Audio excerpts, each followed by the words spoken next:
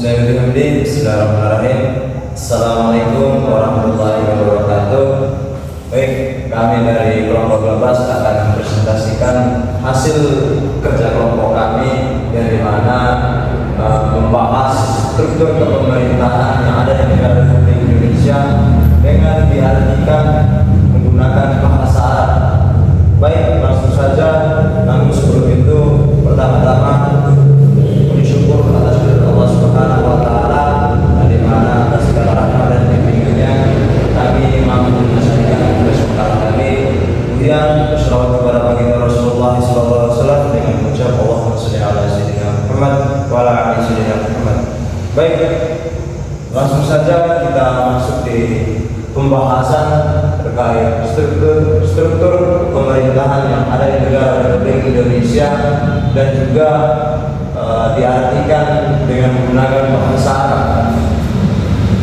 Baik, langsung saja. Yang pertama di sini ada Majelis Syura, yang artinya Majelis Permusyawaratan Rakyat. Oke, baik. Majelis Permusyawaratan Rakyat. Apa sih Majelis Permusyawaratan Rakyat itu? Oleh karena itu kita perlu tahu juga apa tugasnya daripada Majelis Permusyawaratan Rakyat itu. Jadi tugas daripada Majelis Permusyawaratan ini adalah berperan dalam menjaga stabilitas dan demokrasi di negara Republik Indonesia. Kemudian tugas selanjutnya daripada Majelis Permusyawaratan Rakyat ini adalah berkontribusi dalam mengembang negara melalui penetapan kebijakan dan peraturan. Kemudian memastikan rakyat terlindungi dan yang diwakili. Kemudian selanjutnya yaitu Rais, yang dimana artinya adalah presiden. baik, selanjutnya yaitu presiden. Presiden merupakan lembaga tertinggi negara Republik Indonesia. Namun harus kita tahu juga apa fungsi dan tugas daripada Presiden Republik Indonesia itu. Fungsi daripada Presiden Republik Indonesia ini adalah bertanggung jawab menjaga kedaulatan dan keutuhan negara Kesatuan Republik Indonesia, bertanggung jawab menjaga keamanan dan ketertiban negara Republik Indonesia, dan selanjutnya yaitu meningkatkan kesejahteraan dan kemakmuran rakyat. Itu mungkin tugas daripada Presiden Republik Indonesia. Kemudian selanjutnya yaitu Ini ada Safir, yang dimana artinya duta besar. Oke, baik, selanjutnya yaitu duta besar, teman-teman. Nah, duta besar ini merupakan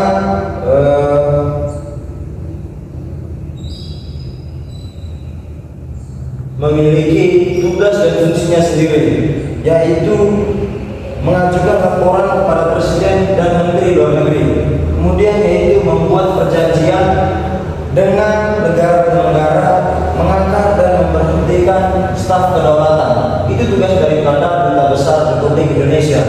Kemudian selanjutnya yaitu An-Naibul Am, yang dimana artinya jaksa agung. nah, jaksa agung. Jaksa agung ini memiliki peran penting juga dalam struktur pemerintahan negara Kesatuan Republik Indonesia. Adapun tugas daripada jaksa agung ini yaitu adalah menegakkan keadilan dalam struktur pemerintahan negara Kesatuan Republik Indonesia. Adapun tugas daripada jaksa agung ini yaitu adalah menegakkan keadilan. Itu tugas pokok daripada jaksa agung tersebut, menegakkan keadilan ataupun menghormati hak asasi manusia. Kemudian tugas daripada jaksa agung ini adalah membangun kepercayaan masyarakat terhadap lembaga atasan. Itu merupakan tugas daripada jaksa agung. Kemudian di sini ada Syurtoh, yang dimana artinya polisi. nah, polisi ini sebagaimana kita ketahui secara bersama, tugas daripada polisi ini adalah mengamankan negara Kesatuan Republik Indonesia dari ancaman ataupun suatu tindakan yang mengganggu ketertiban yang ada di negara Kesatuan Republik Indonesia. Itu merupakan tugas dari pihak kepolisian. Kemudian selanjutnya yaitu Ada Wazir Difa'i wal Am, yang dimana artinya Menteri Pertahanan dan Keamanan. nah, selanjutnya yaitu Menteri Pertahanan dan Keamanan. Perlu kita ketahui juga apa sih tugas dan fungsinya daripada Menteri Pertahanan dan Keamanan itu. Nah, tugas daripada Menteri Pertahanan dan Keamanan ini adalah meningkatkan keamanan nasional utama daripada Menteri Pertahanan Keamanan. Kemudian adalah menjaga kedaulatan dan integritas wilayah negara. Dan kemudian yang terakhir adalah membangun kepercayaan masyarakat terhadap Tentara Nasional Indonesia.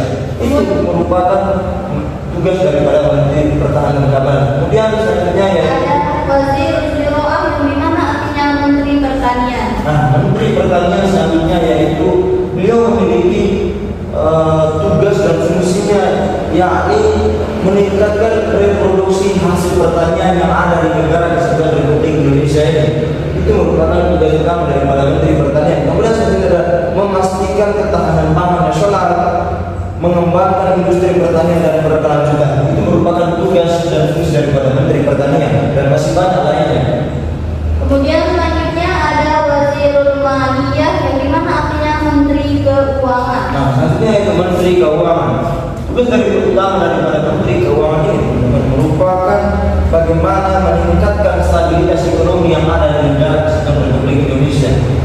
Kemudian selanjutnya yaitu mengoptimalkan pendapatan negara, kemudian mengurangi defisit anggaran, meningkatkan efisiensi pengelolaan uang, dan mengembangkan sektor real. Itu merupakan tugas utama daripada Menteri Keuangan. Kemudian Selanjutnya ada Daesh yang dimana artinya tentara. tentara ini merupakan tombak utama daripada negara Kesatuan Republik Indonesia, di mana tentara memiliki peran penting dan memiliki tugas yang sangat berat, yakni melindungi kedaulatan dan integritas wilayah negara Kesatuan Republik Indonesia.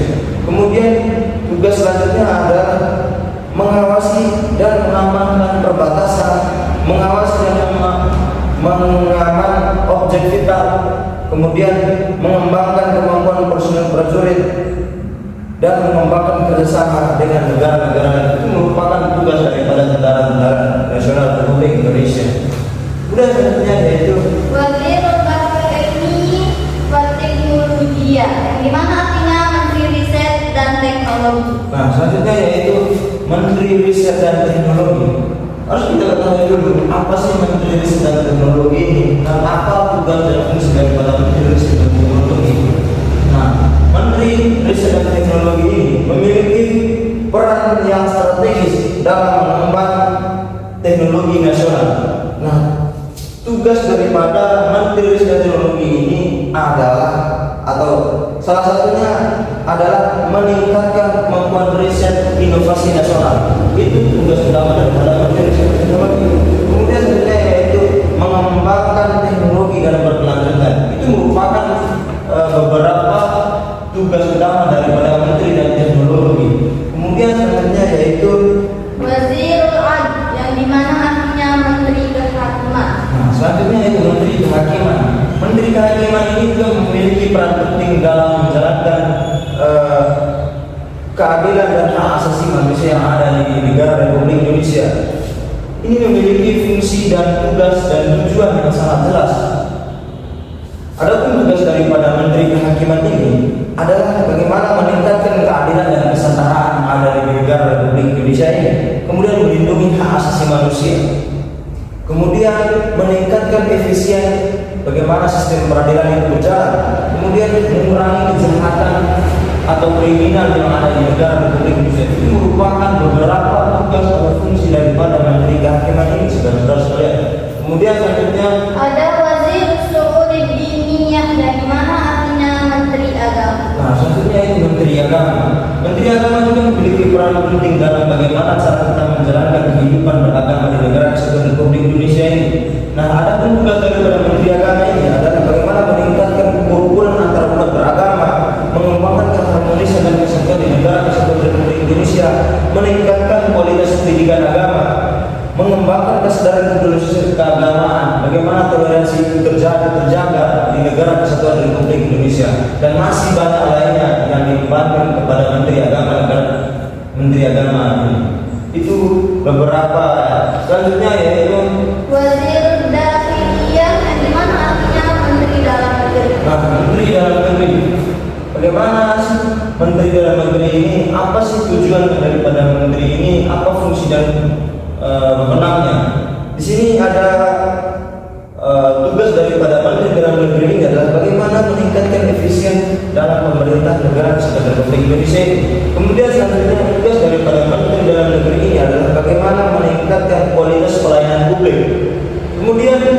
bagaimana mengembangkan otonomi daerah.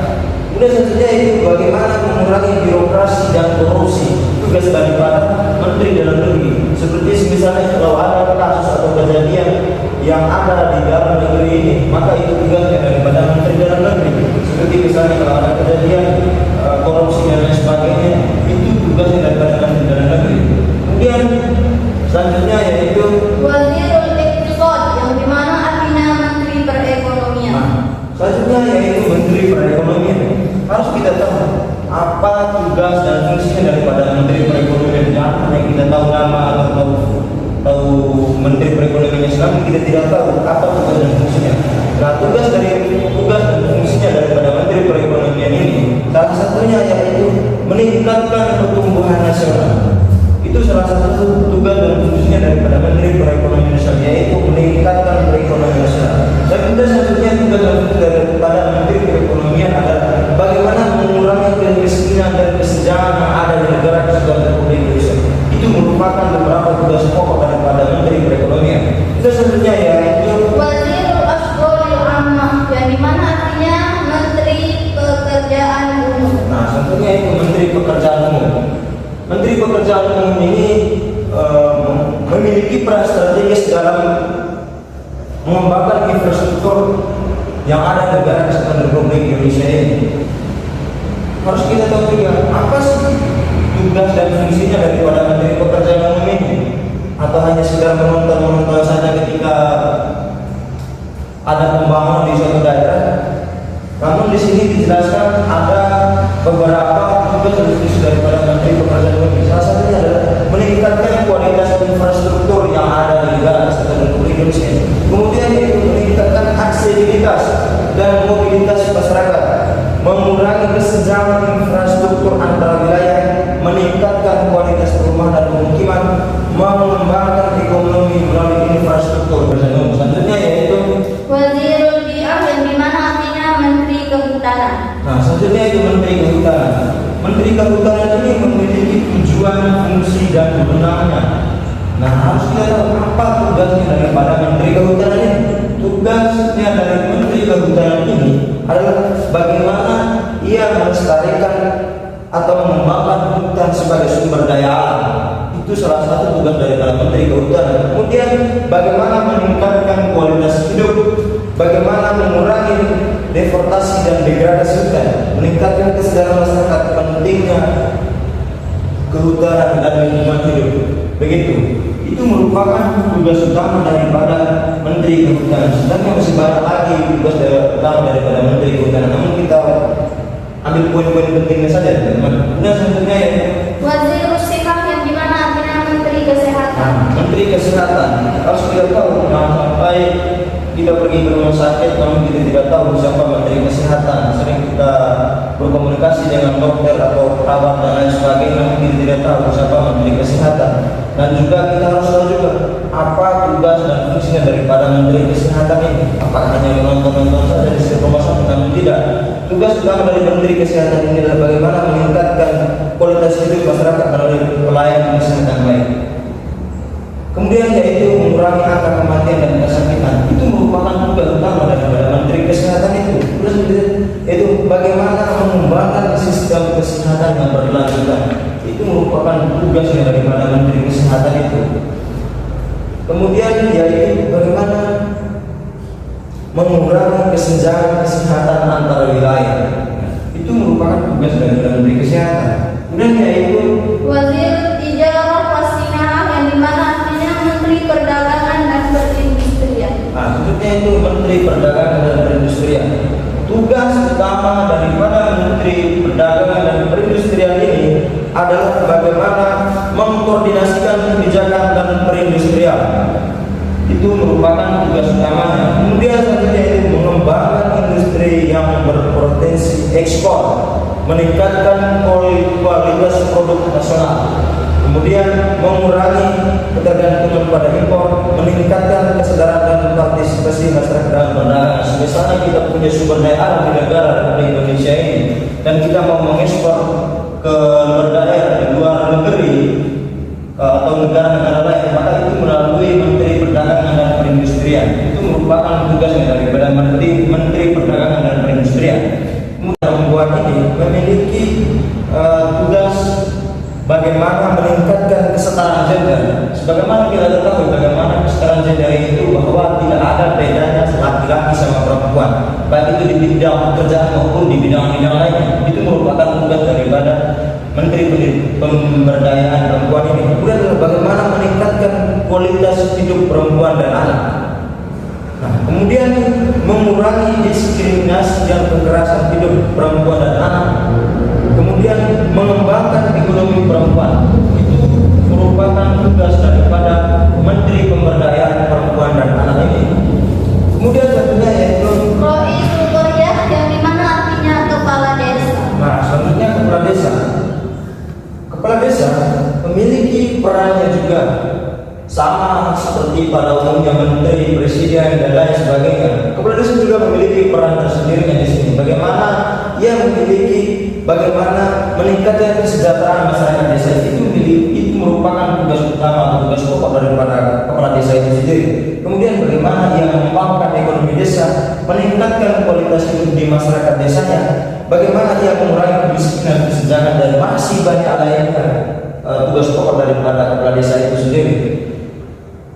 Kemudian selanjutnya yaitu Roisul Muqotoah, yang dimana artinya camat. nah, selanjutnya yaitu camat.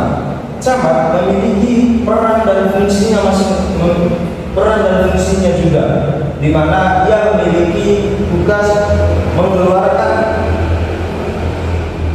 KTP, KK dan dokumen lainnya. Itu wewenangnya daripada camat. Dan tugas daripada camat ini adalah bagaimana meningkatkan kualitas pelayanan publik yang ada di wilayah kecamatannya. Kemudian meningkatkan kesejahteraan masyarakat. Kemudian mengembangkan ekonomi lokal. Itu merupakan tugas daripada camat itu sendiri. Kemudian mengembangkan infrastruktur camat itu merupakan tugas daripada camat. Nah, kemudian selanjutnya yaitu Roisul Baladiyah, yang dimana artinya wali kota. nah, selanjutnya wali kota. Contoh saja wali kota yang ada di Mataram itu merupakan salah satu contoh wali kota yang ada di negara Kesatuan Republik Indonesia. Nah, dan wali kota juga memiliki peran strategis dalam memajukan wilayah di negara Kesatuan Republik Indonesia. Dan juga mereka memiliki tugas pokoknya masing-masing. Salah satunya yaitu meningkatkan kesejahteraan masyarakat kota. Kemudian bagaimana mengembangkan ekonomi kota, meningkatkan kualitas hidup masyarakat. Contoh saja yang ada di Nusa Tenggara Barat atau di Kota Mataram, yakni bagaimana meningkatkan atau mengurangi kesenjangan di Nusa Tenggara Barat ini atau di Kota Mataram ini. Itu merupakan tugas daripada wali kota. Kemudian bagaimana mengembangkan kerjasama dengan pihak lain, meningkatkan keamanan dan ketertiban lain. Kemudian selanjutnya yaitu Wali, yang dimana artinya gubernur. nah, gubernur. Contoh kita contoh bangsa. Bukan foto. Iya. Kemudian selanjutnya di sini ada wali, yang dimana artinya gubernur. Ulang.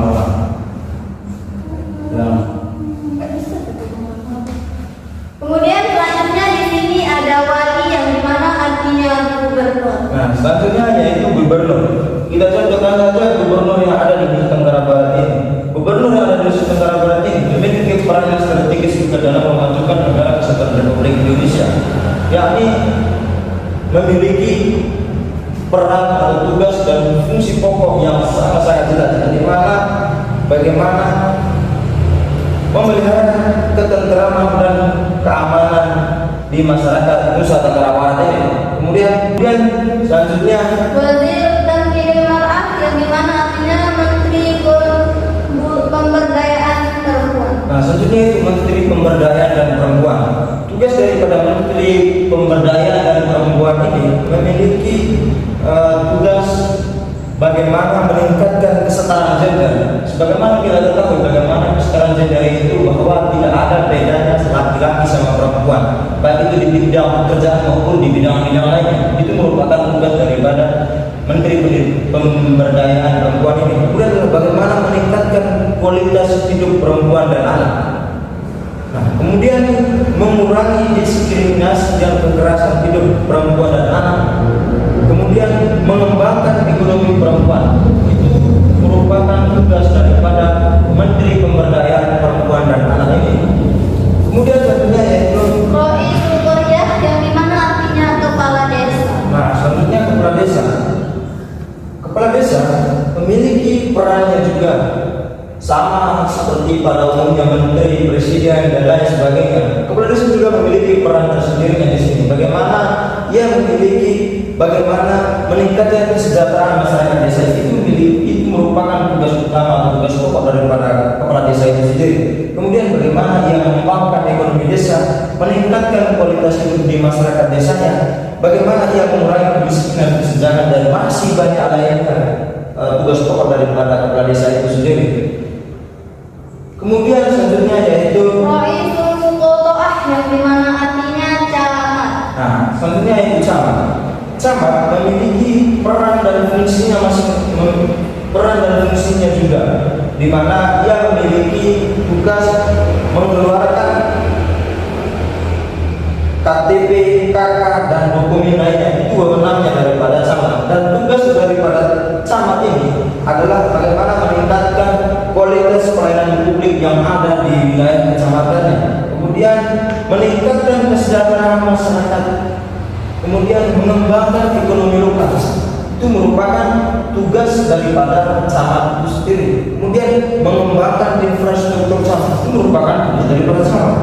Nah, kemudian selanjutnya yaitu Roisul Baladiyah, yang dimana artinya wali kota. nah, selanjutnya wali kota. Contoh saja wali kota yang ada di Mataram itu merupakan salah satu contoh wali kota yang ada di negara Kesatuan Republik Indonesia. Nah, dan wali kota juga memiliki peran strategis dalam memajukan wilayah di negara Kesatuan Republik Indonesia, dan juga mereka memiliki tugas pokoknya masing-masing. Salah satunya yaitu meningkatkan kesejahteraan masyarakat kota. Kemudian bagaimana mengembangkan ekonomi kota, meningkatkan kualitas hidup masyarakat. Contoh saja yang ada di Nusa Tenggara Barat atau di Kota Mataram, yakni bagaimana meningkatkan atau mengurangi kesenjangan di Nusa Tenggara Barat ini atau di Kota Mataram ini. Itu merupakan tugas daripada wali kota. Kemudian bagaimana mengembangkan kerjasama dengan pihak lain, meningkatkan keamanan dan ketertiban rakyat. Kemudian selanjutnya di sini ada wali, yang dimana artinya gubernur. Nah, selanjutnya yaitu gubernur. Kita contohkan saja gubernur yang ada di Nusa Tenggara Barat ini. Gubernur yang ada di Nusa Tenggara Barat ini memiliki peran yang strategis juga dalam memajukan negara Kesatuan Republik Indonesia, yakni memiliki peran atau tugas dan fungsi pokok yang sangat jelas, di mana bagaimana memelihara ketenteraman dan keamanan di masyarakat Nusa Tenggara Barat ini. Juga selanjutnya yang terakhir adalah Wazir Huquqi wal Huquqil Insan, yang dimana artinya Menteri Hukum Hak Asasi Manusia. nah, selanjutnya yaitu Menteri atau Menkumham ya. Menkumham ini memiliki peran yang strategis juga dalam mengelola hak asasi manusia. Dan Menkumham ini memiliki tugas dan tujuannya tersendiri, di mana bagaimana meningkatkan kesadaran hukum yang ada di masyarakat negara Kesatuan Republik Indonesia. Itu tugasnya daripada Menkumham. Kemudian adalah bagaimana mengembangkan sistem peradilan yang adil dan transparan. Kemudian melindungi hak asasi manusia. Kemudian bagaimana meningkatkan kualitas hidup masyarakat melalui penegak hukum. Itu merupakan tugas dan fungsinya daripada Menkumham. Jadi sudah kita bahas secara bersama tadi, mulai dari Majelis Permusyawaratan Rakyat sampai di Menkumham. Itu merupakan struktur pemerintah yang ada di negara Kesatuan Republik Indonesia. Namun di sini belum lengkap ya. Kita ambil yang singkat-singkat aja tadi. Mungkin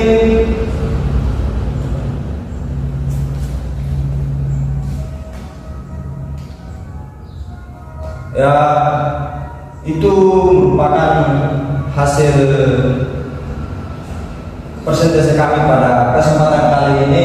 Mudah-mudahan apa yang kami sampaikan kepada saudara-saudara sekalian dan bisa bermanfaat untuk kedepannya. Mungkin cukup sekian presentasi kami pada kesempatan kali ini. Saya atas nama Syed Rahmat. Saya Rizky Kadir Yazim. Kami pamit undur diri. Sekian. Wallahu muwaffiq wal hadi ila sabilillah. Wassalamualaikum warahmatullahi wabarakatuh.